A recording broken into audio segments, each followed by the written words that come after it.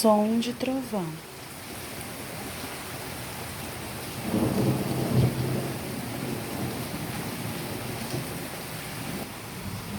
Um som estremece, um forte trovão anuncia a chuva que chega para molhar o sertão. A menina com medo sorri ao ouvir da mãe a lição. O trovão é a voz de Deus chamando-nos a atenção.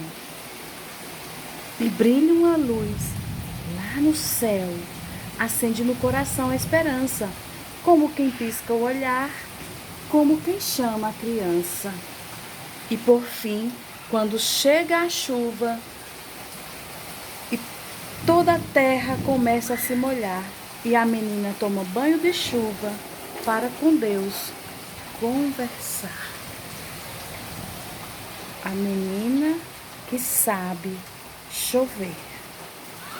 Paula Belmino, Francisco Dan, editora Inverso.